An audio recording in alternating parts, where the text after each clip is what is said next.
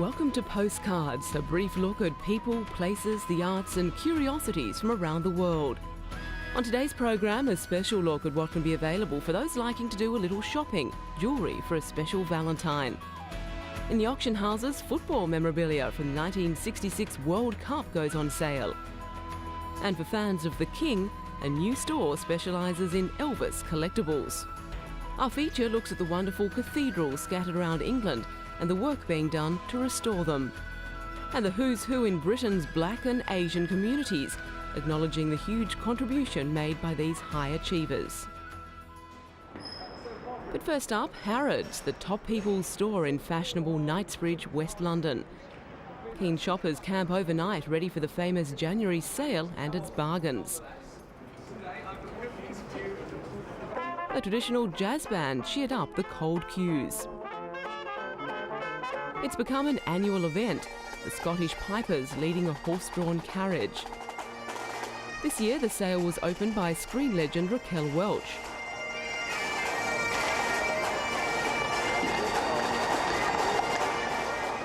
Harrods owner Mohammed Al Fayed was there to greet her and escort her into the store, followed by a crowd of frenzied shoppers breaking into a run.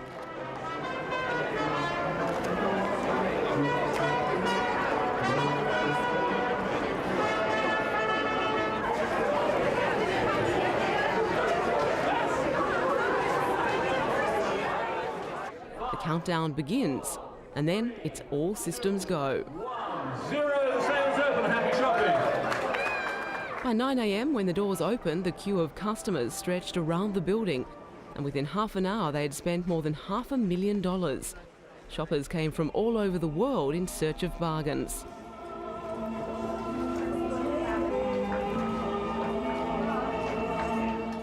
Some items were very special, like this toy Ferrari, a snip at $72,000. Or this 64.9 carat unmounted diamond being sold at half price for a cool $1.6 million US. Raquel Welch, 59, went for an hour-long tour of the store accompanied by its owner. As many as 350,000 people are expected to shop at the store on Saturday, the first of the sale, compared with 35,000 on a normal day.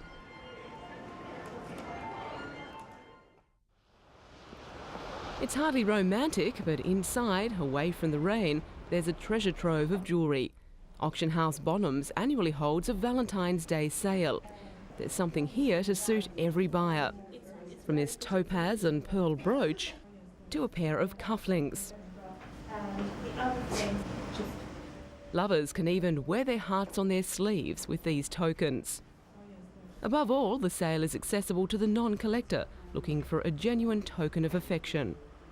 The range is broad and most of the items are relatively inexpensive, ranging from small items at $300 to $500 US up to items at around $3,000. Hearts in every shape and size abound, as bracelets, brooches and lockets. It's a case of, if jewellery be the food of love, bid on.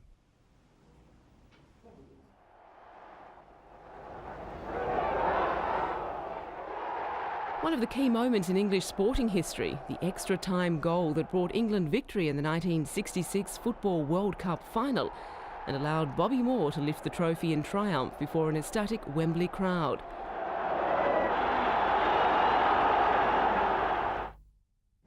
Mementos of that championship recently went on sale in London.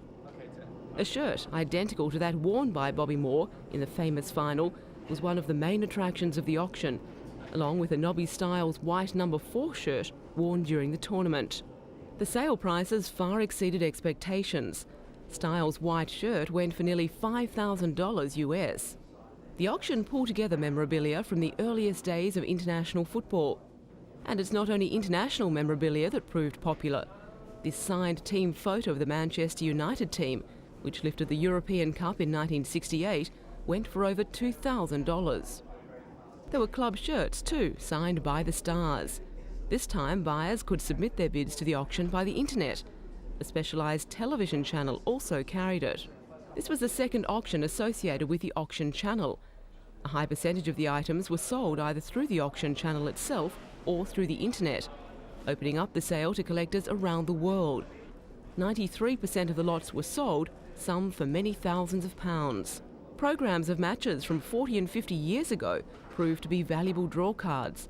But the biggest sum, $12,880, was paid for a memento of the Manchester United side of 1957-58, including photos, signed programs and match tickets. A new store in London is set to become a focus for fans of Elvis and the Beatles. These two great icons of rock have now been united at 233 Baker Street, right next door to Sherlock Holmes' fictitious address. The store's launch was graced with the presence of the first Presley member ever to visit the UK to speak publicly about the King. The Elvis myth is as strong as ever, and no event will be complete without a spooky Elvis coincidence. This statue was damaged in an accident. Uncanny because, according to a family member, in every show, Presley had problems with microphones.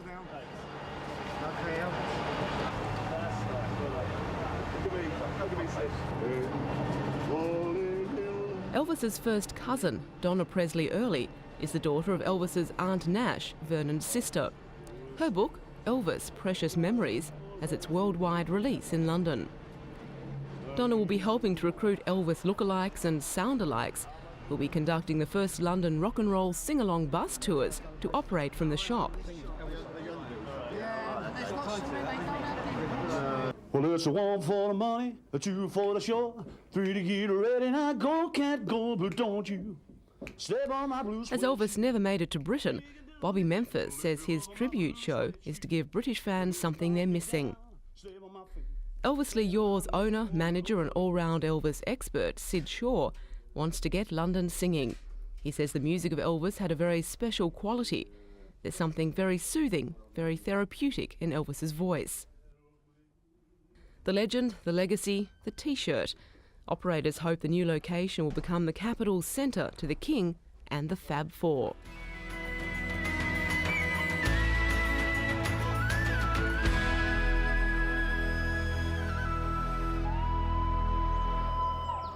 The splendour of England's cathedrals, standing at the centre of the country's most historically important towns and housing a wealth of art and culture, these magnificent structures continue to draw crowds. Canterbury Cathedral has been a place of worship since before 597, when St Augustine became the first archbishop. Throughout the Middle Ages, pilgrims from all over Europe wended their way to Canterbury to worship at the shrine of the murdered Archbishop Thomas à Becket. As a result, the cathedral, with its magnificent structure of French limestone, called cane stone, prospered. Today, the cost of maintaining such a building is enormous. Canterbury has spent over £12 million, nearly $20 million, on masonry repairs over the last 3 decades, tackling 3 main problems. Acid attack from lichens is the most obvious, but more insidious is the black stain of years of pollution from charcoal fires and a nearby gasworks. The stonework is affected because it's porous, absorbing and releasing moisture. The carbon products and others on the outside are sucked into the stone. Some of them come out, but eventually they build up a crust on the stone and that blows out. Cleaning reveals a multitude of sins beneath. The masonry has been weakened by the introduction of Portland sand cement in the mid-Victorian era. Ironically, it was considered a strong weathering material that would strengthen the building. In fact, it's so dense, moisture can't escape through the joint and is forced to seep through the stone's surface, exacerbating the acid problem. As much of the sand cement as possible is raked out and replaced with a lime mortar. New stones are fixed with the same material. The lime products, which have been reintroduced, will migrate through the stone and strengthen it. Between 10 and 15% of the surface has to be restored. Some of the stone has the original mason's mark and toolings on it from 1180 and 1182. On the upper 6 to 8 metres of the wall, where the scaffolding of the Victorians couldn't reach the roof, the stone was in perfect condition, just as it was left in traditional form. However, below, where they restored and worked on it, it was in poor condition. Much of the work centres around correcting the well-meaning efforts of previous restorers, who did the best with what was available at the time, but the choice of Dalting stone from southwest England To renew the Candle Tower spire in the 1920s was another big mistake. The grainy stone proved totally unsuitable to the environment and has weathered poorly in the frosts. It's literally crumbling away and will be totally replaced. It will mean losing these beautiful hand-carved gargoyles. No amount of restoration could adequately preserve them, but they will be replaced with something equally charming. The cathedral's team of stonemasons are handworking the Candle Tower stones, and Paul Ellis is carving new gargoyles. The masons are given free rein on the decorations. Paul says the images just pop into his head and he carves without a guide or drawing. Most of the work is done like the medieval mason did, a free interpretation, so it's a work of art again. It's a labour of love for these masons. Many of them have worked on Canterbury Cathedral for 2 decades. The building has been developing and changing since the first stone was laid in 597, and Canterbury is fortunate enough to be able to fund its works programs through donations invested from a 1970s appeal. Other cathedrals have not been so lucky. Restoration is costly because of the scarcity of quality materials and expertise required, and there's a limit to money a congregation can raise from cake stalls and parish functions. In the case of Ely, north of Cambridge, the Romanesque cathedral was in serious need of repair in 1986. Restoration work commenced with not a penny in the coffers. Parish appeals raised $6.5 million, but then disaster struck, perhaps even an act of God. Quite unexpectedly, there was a hurricane in 1987. There was a 90-mile-an-hour gale which blew in windows of the octagon and did a great deal of damage in the higher reaches of the cathedral. The English Heritage Society has come to the rescue of many cathedrals, including Ely, with its Cathedrals Grant Scheme, totalling $123.2 million over the last decade. Ely has replaced vast amounts of wood, glass, stone and lead, and is planning a Thanksgiving banquet this summer to celebrate being the first cathedral to complete its extensive works under the scheme.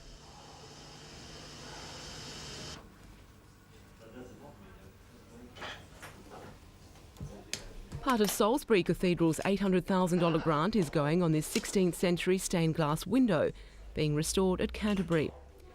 Victorian restorers leaded over cracks even if they disfigured the artwork. Today the false leads are removed, cracks cleaned and modern adhesives syringed into the gap. By lining up the glass, the crack will be almost invisible. Today's approach to restoration is preservation of the original rather than intervention. The bores and profile motifs, however, show an earlier thinking, which was to maintain the complete picture of glass at all costs, even if it meant sacrificing pieces of original artwork.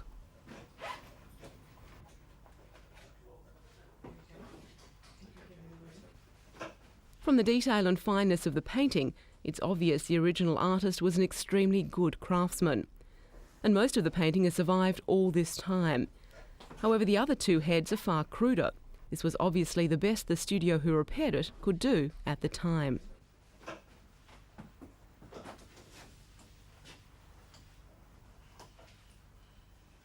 Derek White marvels at the craftsmanship of the ruby glass curving around the stag heads ground out by hand. Today, modern grindstones would do the job. Salisbury has ordered no repairs, just cleaning, as it wants to preserve the imperfect work of former artisans as part of the window's history. Built on a Benedictine monastery in 178 to commemorate Britain's first Christian martyr, St Albans Cathedral today contains one of the country's earliest vaulted wooden ceilings. English Heritage money has restored its structure and painted ceiling. These wall paintings have suffered the misguided restoration of last century, which ultimately caused their greater deterioration. One of the techniques was to put a layer of wax over all the surfaces, but over time that's collected dirt and moisture builds up behind, which is very damaging to the surface of the painting. While these paintings won't look any brighter, they will be cleaner, more stable and in better condition. With such treasures to preserve, works programs carry on, and English Heritage will continue its support, handing out a further $4.8 million for the next few years. English Heritage says the grant scheme has breathed new life into England's 61 cathedrals. As major repairs near completion, many are in better condition now than ever. Works on such a grand scale certainly won't be necessary for another 100 years, ensuring these awe-inspiring buildings remain important as places of worship, serve as museums and galleries, and thrive as the nerve centre of communities that they were always intended to be.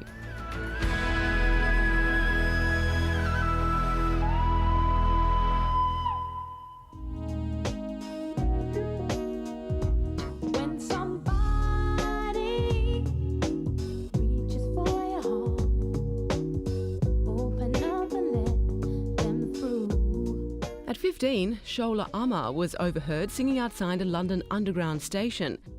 5 years later, she's one of Britain's top vocalists. She's just one of the entries in a newly published guide to high achievers from Britain's Asian community.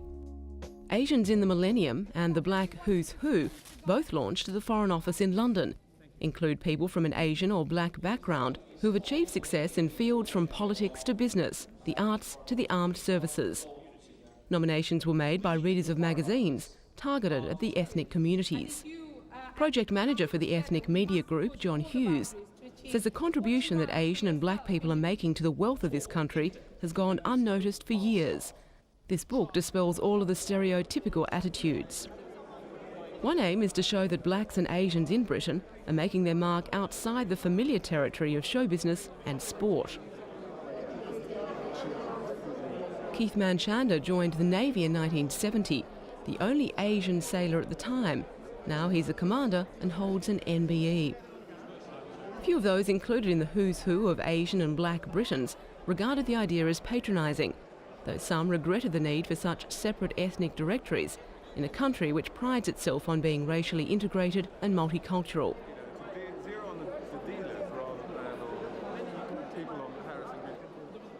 Perhaps in a few years there'll be just one British who's who, representing the high achievers in all sectors of British society, regardless of racial background.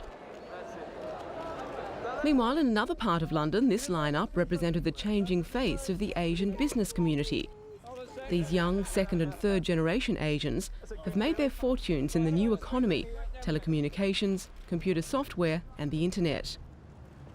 They're 6 of the 47 new entries on this year's list of the UK's 200 richest Asians, compiled by the Eastern Eye.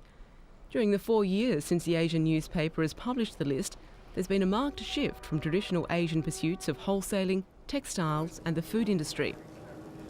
The combined wealth of these 200 individuals is a staggering $17.2 billion, an increase of 40% on last year.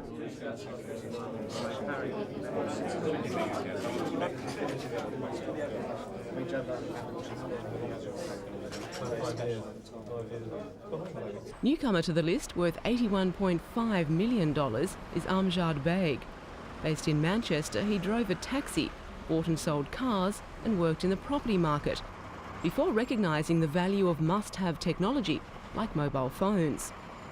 The explosion in the industry has given rise to many phone company outlets, but the Phone People, in which Mr Beg owns a 50% share, aims to differ from its competitors. With 120 outlets across the UK and a staff of 400, the Phone People turned over $40 million last year, with $3.2 million clear profit.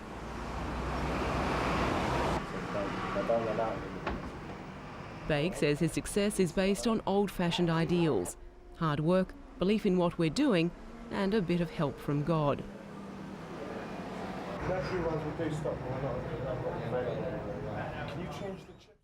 Britain's richest Asian, however, belongs to traditional heavy industry. Topping the 200 list is Lakshmi Mittal, worth $3.5 billion US. He runs the world's 6th largest steel maker, Ispat International. Mittal buys old rundown steel companies. He turns them around, making them more efficient. He's known as one of the Asian serial entrepreneurs. This year's list also includes 16 women, 8% higher than the ratio of women in the Sunday Times top 200 richest people. It shows Asian women are no longer in the kitchen, but in the boardrooms, and displaying all the signs of girl power.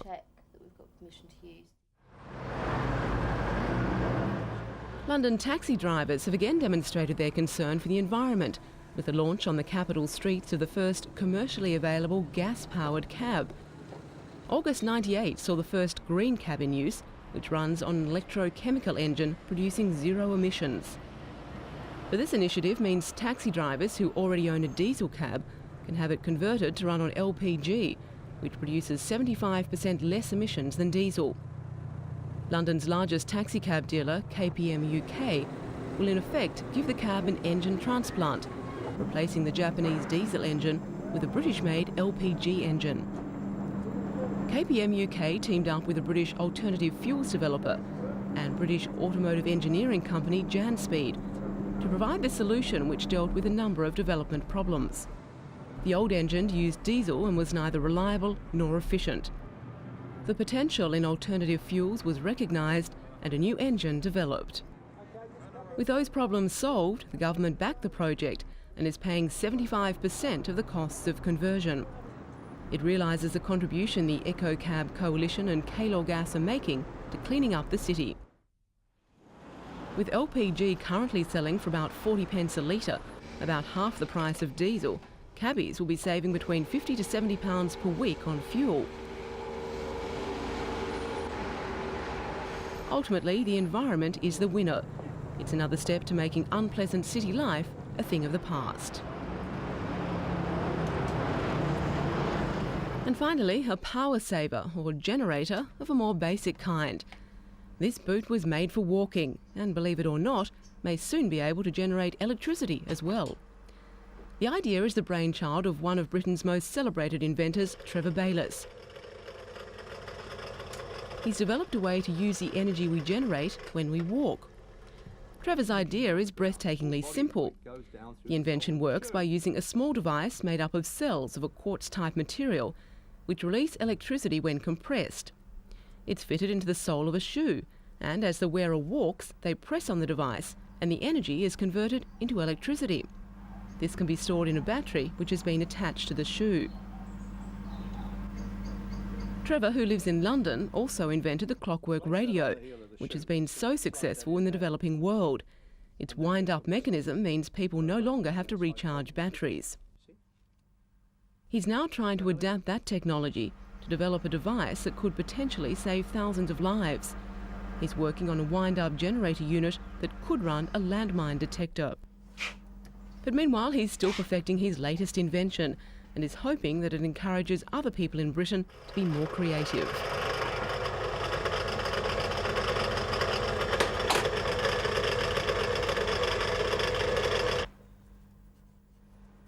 Trevor has already had some very positive responses to his power shoes. You never know, one day soon you could be wearing a pair to power your mobile phone.